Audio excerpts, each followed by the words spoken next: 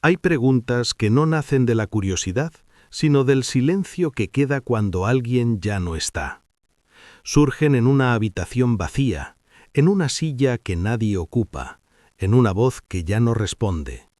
No son preguntas teológicas, son preguntas del corazón. Cuando un padre muere, cuando una madre se va, cuando un hijo falta, entonces aparece, casi sin avisar, una inquietud que pocos se atreven a formular en voz alta.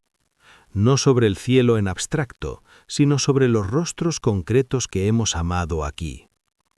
Durante siglos, creyentes sinceros han temido que la vida eterna implique una pérdida, que al cruzar ese umbral dejemos atrás la memoria, que el amor vivido quede disuelto en algo impersonal, que seamos, al final, espíritus sin historia. Aquí ocurre algo que suele pasar desapercibido.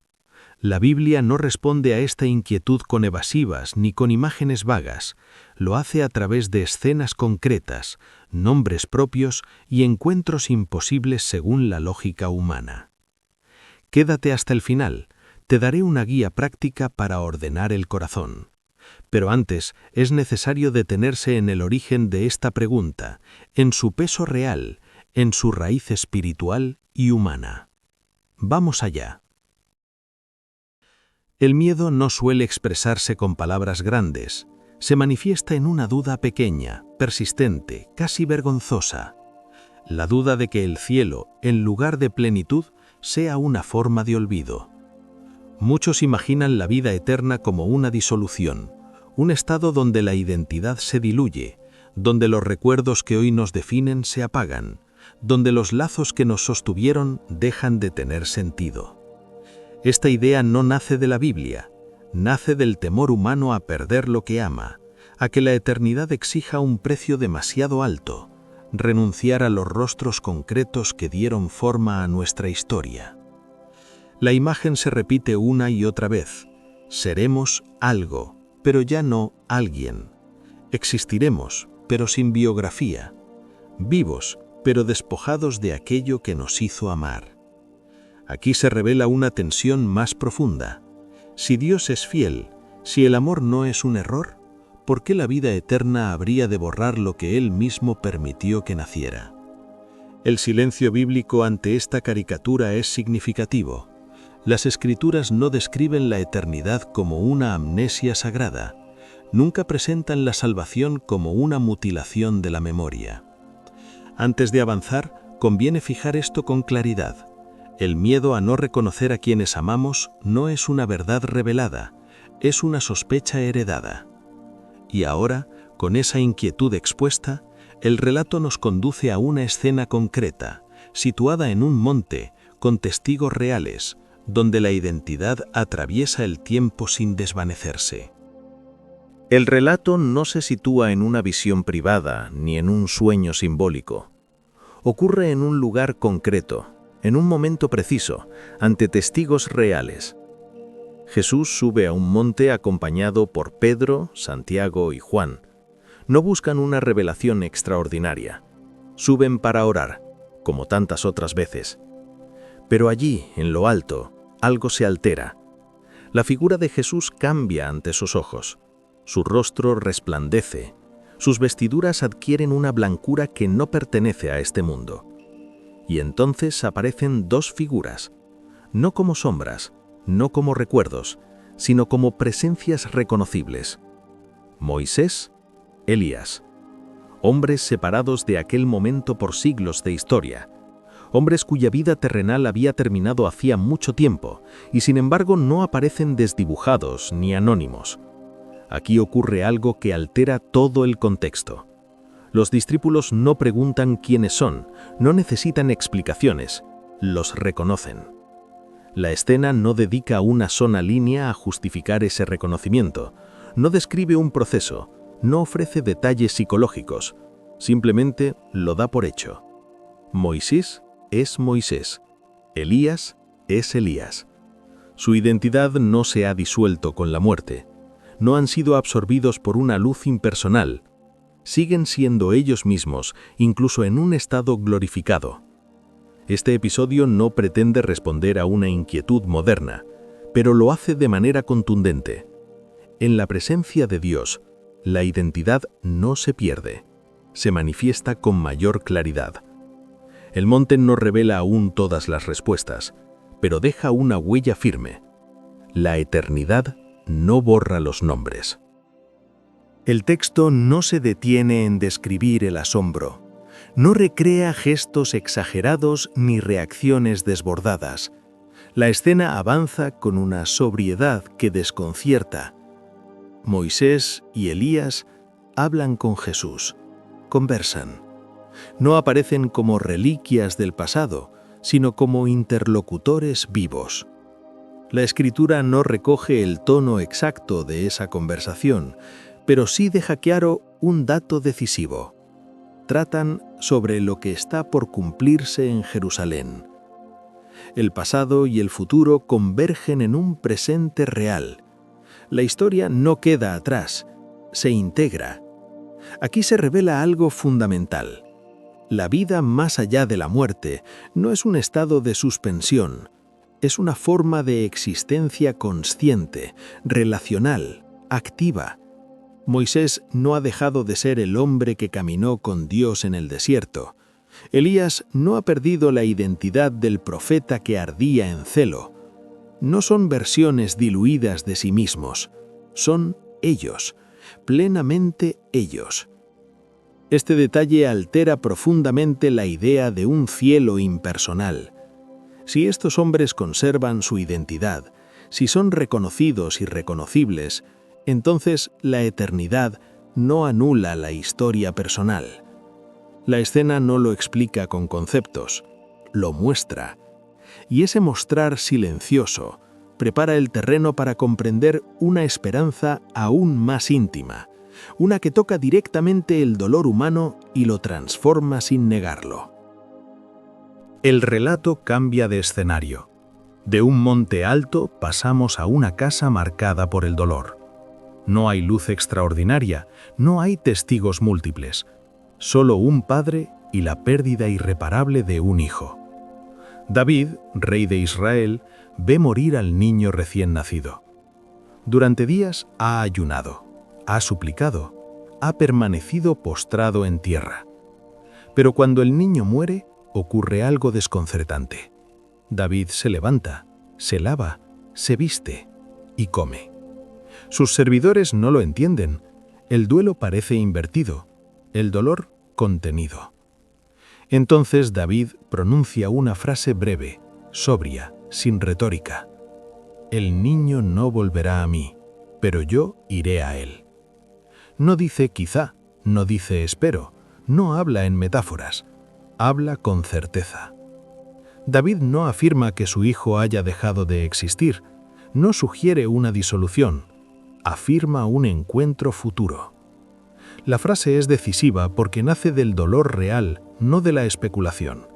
No es teología abstracta, es esperanza pronunciada desde el duelo. Aquí se revela algo esencial. Para David, la muerte no rompe definitivamente el vínculo. La dirección no es el regreso del hijo, es el camino del padre. La Escritura no desarrolla la escena, no añade explicaciones, pero deja grabada una convicción que atraviesa los siglos. La separación no es eterna. Y con esa certeza sobria, sin adornos, el relato se prepara para una pregunta inevitable. ¿Cómo es posible ese reencuentro? El relato se detiene un instante, no para cerrar lo anterior, sino para tomar aliento antes de avanzar. Hasta aquí, la Escritura ha hablado sin discursos largos, ha mostrado escenas, ha dejado frases breves que pesan más que una explicación completa. Un monte donde la identidad no se pierde, un padre que, en medio del duelo, habla de un reencuentro futuro. Nada de esto se presenta como consuelo fácil, todo se muestra con sobriedad, casi sin subrayados. En este punto, el camino continúa hacia una comprensión más profunda. Pero antes de dar ese paso, conviene recordar por qué miramos estos textos con tanta atención. porque la Biblia no fue escrita para quedarse en el pasado, fue escrita para convertirse en historia viva. Si quieres que la Biblia sea historia viva hoy, suscríbete a Jesús de Nazaret, Historia Viva. La pausa termina aquí. Lo que viene a continuación no suaviza la pregunta, la profundiza. Porque si hay reencuentro, si la identidad permanece, entonces surge una cuestión inevitable. ¿Cómo seremos nosotros? El recorrido nos lleva ahora a otro lugar. No a un monte ni a una casa en duelo. Nos conduce a una carta. El apóstol Pablo escribe a una comunidad confundida. No dudan de Dios, dudan de la resurrección. No entienden cómo puede existir una vida futura que siga siendo humana. La pregunta es directa, casi incómoda. ¿Cómo resucitan los muertos? ¿Con qué cuerpo vuelven? Pablo no ridiculiza la duda, la responde con paciencia y firmeza, y lo hace con una imagen sencilla. Habla de una semilla. Lo que se siembra no es lo mismo que lo que brota, pero no hay ruptura entre ambas cosas. Hay continuidad y transformación. El cuerpo se siembra corruptible, escribe, resucita incorruptible. Se siembra en deshonra, resucita en gloria. Se siembra en debilidad, resucita en poder. No habla de un cuerpo distinto en identidad, habla de un cuerpo distinto en condición. Aquí ocurre algo decisivo. El cuerpo glorificado no es un reemplazo, es una plenitud. Pablo no imagina seres etéreos, sin forma ni memoria. Habla de un cuerpo real, liberado de la enfermedad, del desgaste, de la muerte. No explica edades, no describe rasgos físicos, pero deja claro algo esencial. Lo que somos no se pierde, es elevado. La resurrección no borra la historia personal, la rescata. Y con esta certeza, el mensaje comienza a tocar una herida profunda, el miedo a no reconocernos, a no reconocerse, a no volver a ver a quienes amamos. Pablo no habla de ruptura, habla de paso. La resurrección, tal como la presenta la Escritura, no es un salto al vacío, es una transformación que conserva aquello que importa. Lo corruptible deja paso a lo incorruptible, lo frágil a lo firme. Pero no desaparece la identidad, no se borra la historia vivida. Aquí conviene detenerse un momento, porque muchas imágenes populares del cielo nacen del miedo, no del texto bíblico. Miedo a que el cambio sea pérdida, miedo a dejar de ser reconocibles. Sin embargo, la lógica bíblica es otra. Si en esta vida aprendemos a amar con límites, la vida futura no reduce ese amor, lo libera. La continuidad no significa que todo permanezca igual. El dolor no continúa, la enfermedad no se arrastra, la muerte no tiene voz. Pero lo que ha sido tejido en el amor verdadero no se deshace. No hay indicios de que Dios borre los vínculos que Él mismo permitió que nacieran. Al contrario, los purifica. Aquí ocurre algo esencial. Reconocer no es solo ver un rostro, es saber quién es el otro y saber quién soy yo ante él. La transformación no elimina el reconocimiento, lo hace pleno. Y con esta clave, el relato se aproxima a su núcleo más delicado, el amor humano llevado a su forma definitiva. La Biblia no describe el cielo como un lugar donde el amor se apaga, lo presenta como el lugar donde el amor alcanza su forma definitiva. Aquí conviene ser precisos. El amor humano, tal como lo vivimos ahora, está marcado por límites, por el tiempo, por el miedo a perder, por la herida de la muerte. La vida futura no elimina el amor, elimina aquello que lo hiere. Jesús no habla de un cielo frío ni impersonal, habla de comunión, de mesa compartida, de nombres pronunciados. Cuando afirma que muchos vendrán de Oriente y Occidente y se sentarán juntos, no está describiendo una masa anónima, sino personas reconocibles, reunidas sin la amenaza de la separación. Aquí ocurre algo decisivo. El amor no compite en la eternidad, no se fragmenta, no se empobrece. Los vínculos no se disuelven en Dios, se ordenan en Él. El amor purificado no excluye, no encierra, no teme perder al otro. Es un amor sin posesión, sin ansiedad, sin final. Esto no significa que las relaciones terrenas continúen exactamente igual. Significa que lo verdadero que hubo en ellas permanece, liberado de todo lo que las dañaba. El cielo no nos hace olvidar a quienes amamos, nos permite amarlos sin miedo.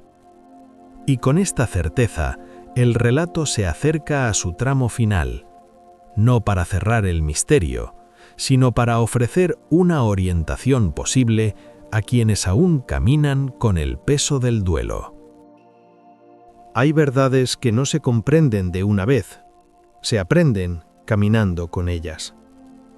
La Biblia no ofrece la esperanza del reencuentro para negar el dolor, la ofrece para que el dolor no tenga la última palabra. Quien ha perdido a alguien amado no necesita respuestas rápidas. Necesita un lugar donde sostener el corazón cuando la ausencia pesa más que las explicaciones. Aquí la Escritura propone un gesto sencillo pero profundo. No mirar solo hacia atrás, no vivir únicamente en lo que fue, caminar hacia lo que será. David no deja de amar a su hijo, pero no se queda atrapado en el día de la pérdida. Orientó su vida hacia el encuentro prometido. Pablo no pide imaginar cómo será cada detalle del futuro. Invita a confiar en la fidelidad de Dios, que no crea para olvidar, sino para rescatar. Esta guía no es un método, es una actitud interior. Permitir que el recuerdo exista sin culpa. Aceptar que el amor no termina con la muerte. Vivir hoy sin miedo a perder mañana. No se trata de apresurar el consuelo. Se trata de caminar con la herida abierta a la esperanza. Porque si la identidad permanece, si el amor es purificado y no borrado, entonces cada paso dado aquí no se pierde en el vacío, se encamina hacia un rostro conocido. No todas las preguntas reciben una respuesta completa en esta vida. Pero la Biblia no deja esta en la oscuridad. A lo largo del camino han aparecido escenas sobrias, concretas, reales. Un monte donde los nombres no se borran. Un padre que habla de ir hacia su hijo. Un apóstol que insiste en que la transformación no destruye la identidad. Un amor que no se apaga, sino que se purifica. Nada de esto promete una eternidad impersonal. Nada sugiere un olvido necesario. Al contrario, la esperanza cristiana no consiste en dejar de amar para estar en paz. Consiste en amar sin miedo a perder. La Escritura no afirma que todo será igual. Afirma algo más hondo. Lo verdadero no se perderá. Los rostros amados no se disuelven en la nada. La historia personal no se borra. La identidad no se rompe. El reencuentro no es una ilusión piadosa, es una dirección. Y mientras ese día llega, la fe no nos pide que olvidemos, sino que caminemos. Con la memoria intacta, con el amor vivo, y con la certeza serena de que aquello que fue tejido en Dios no se pierde en él.